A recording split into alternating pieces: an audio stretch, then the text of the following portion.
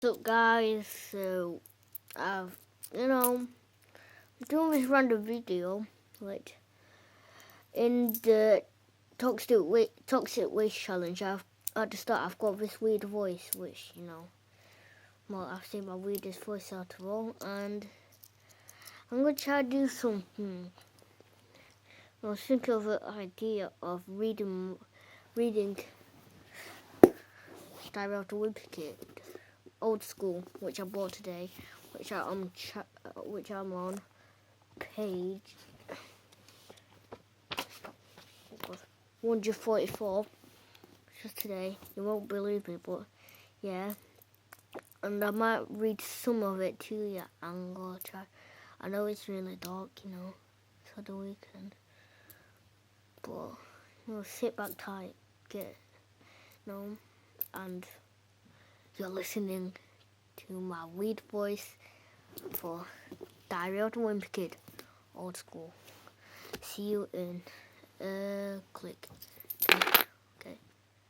Guys, I'm back in my PJs.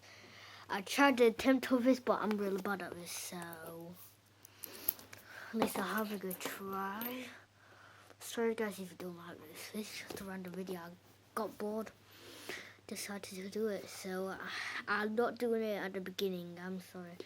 I'm only reading about 5 pages because 6 pages because I'm not that good. But it's going to be embarrassing, so I'm going to start right now. It's my squeaky voice. I struggled with this, so I tried to read it.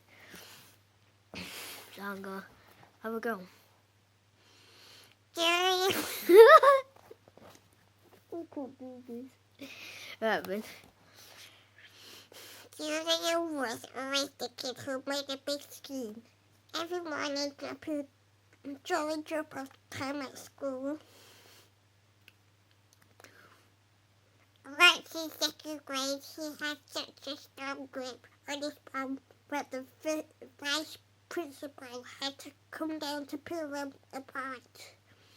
I figured Julia decided to go on the trip on his own, but when I remembered the ski at the school this morning, I started to wonder if his mum had actually tricked him into it. I'm gonna have a struggle. Okay. Everybody started picking out their bunks, and that's when I found out why everybody has such big bags. I had just assumed the belly would be taken care of, but I guess that was too much to help for us to place like this. I can't really read with this voice. The classic thing at the pillow was my hoodie, which already smelled like Roderick's ham sandwich. I know you can't really hear me because I'm real bad, but I'll show you the pictures. It was hard finding a mattress without any weird stains on it. I picked a top bunk because it could risk being underneath the in case he wet the bed. Unfortunately, Mr. Deficit stayed in the spot right underneath me, so now Riley's dad was my bunkmate. After we finished unpacking our stuff, we went down to the activities area to do some team building exercises. The first thing we did was a trust fall, where one guy would fall backwards. Everyone else was supposed to catch him.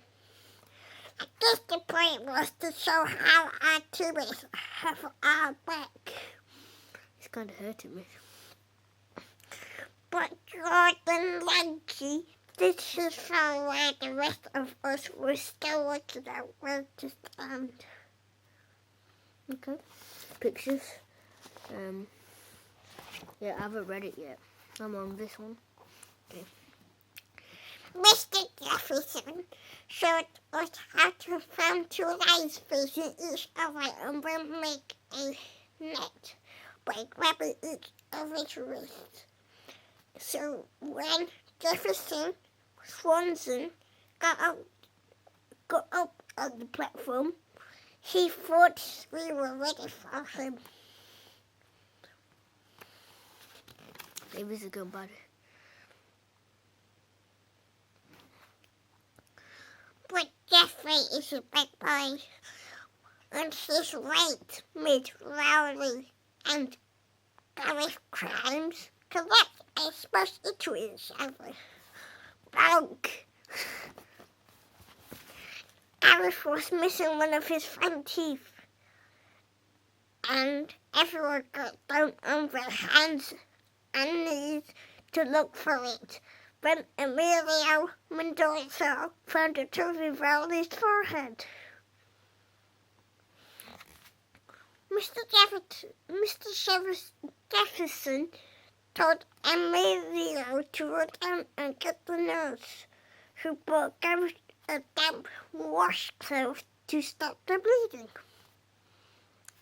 But she could have pulled a tooth out of Rowley's forehead, because it was really lodged in there.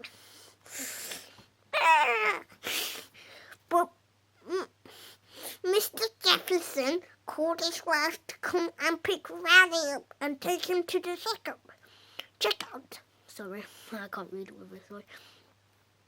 I don't know how, if she ended up going to the doctor or a dentist, because I have no idea what you even do for that sort of thing. So Mr. Jefferson was stuck shampooing. No, I'm not reading it. A bunch of kids who read his. He had us do all these exercises, but we're supposed to teach us how to work together as a team. But all they really did was show us how bad we were at it. We did one activity called the Bucket Brigade, where we had to make a relay line to bring water from the river all the way to our cabin. Right, last page. Oh, I forgot to show the picture. My voice do sound like an old granny. The first guy found up his bucket and then poured it into the next guy's bucket, and so on. But we spilled so much water along the way that by the time we got to the cabin, there was almost nothing to put it into the metal tube we were supposed to fill. We realized if we were gonna finish the activity, we needed to find a way to fill the tube.